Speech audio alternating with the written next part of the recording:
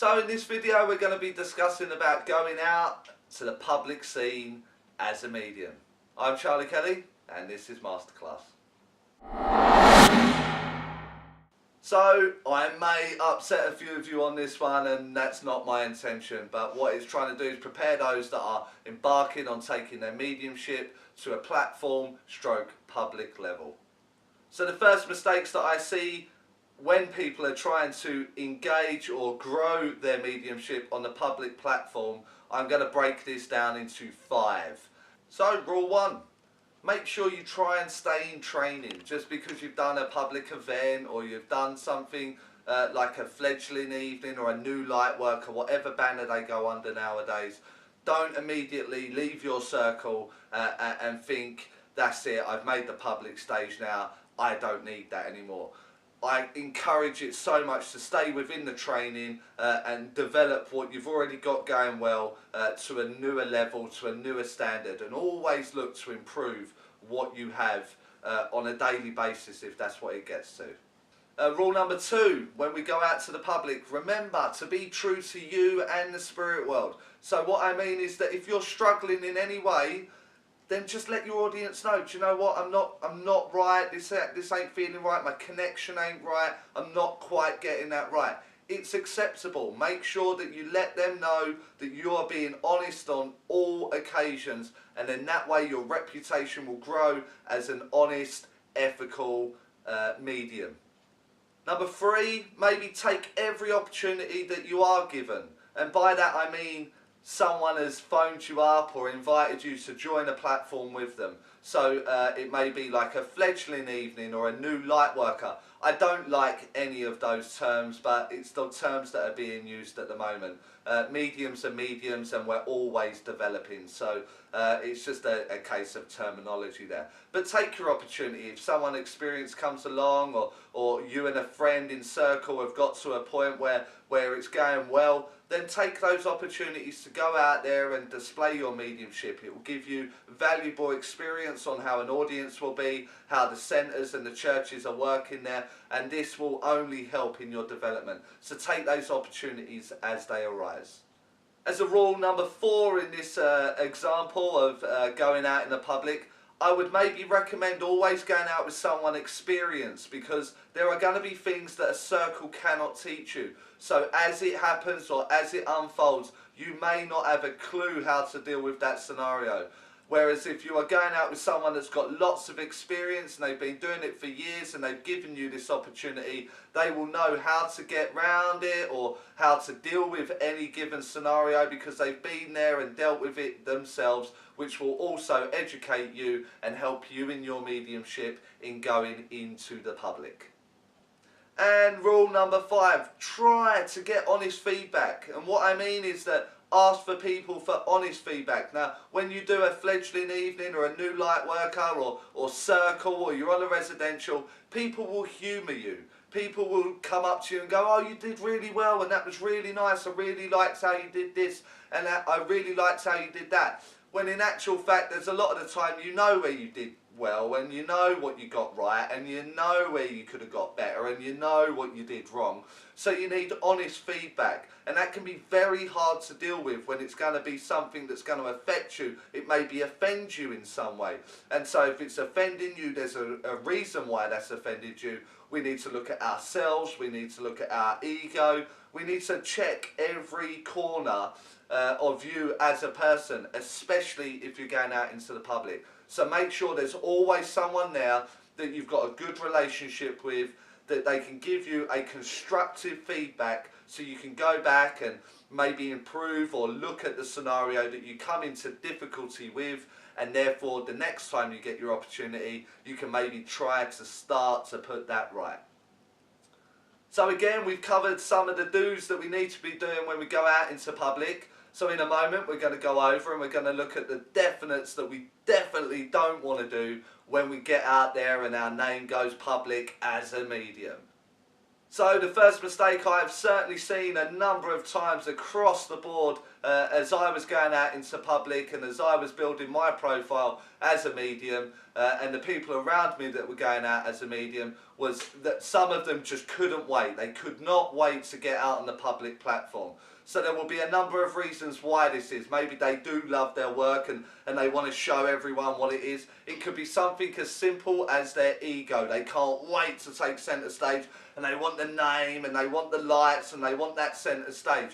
And that could simply be the case in that. And what they did, or what they do after that, is they then contact every spiritual church or centre, or even pubs. I've even seen people working in pubs. They contact them, they set up these nights, and they go out and they try and do 3 or 4 a week at some point, and then wonder why it's not progressing for them. So my advice to those people that are first hitting the platform: build up your reputation, build up your relationship, build a relationship with the public and your audience, your spirit team and your mediumship, and of course yourself. And so I recommend that you don't contact every church and every centre and every available slot that you can possibly fill when you're first heading out into the public.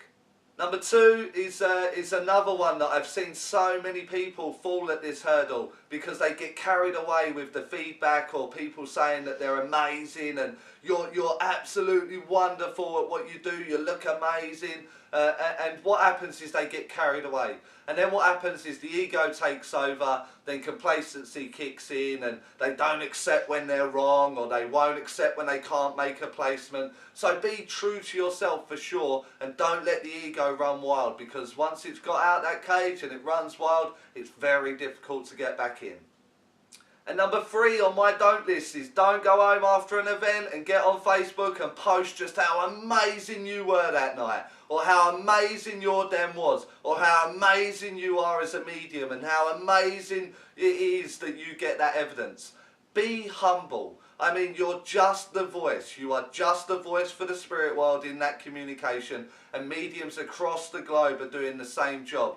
And if they think it was amazing, they will go home and post all over Facebook. They will go and say how amazing you are. They will go and say that they met their loved one through your mediumship. Let them do the promoting. Let them rave and talk about you. Let them do it all. Do not go home and post everything about you and how amazing you are and this and that and so on and so forth. You get the idea and you get where I'm going.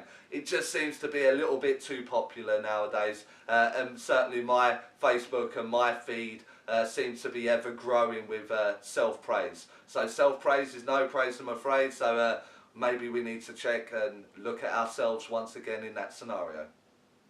Number 4, certainly when we're out in the public, what we do not want to do is humiliate the audience, the recipient, or the spirit world. So if we are getting it wrong, it's simply as putting our hands up, maybe I made a mistake, maybe I got it wrong.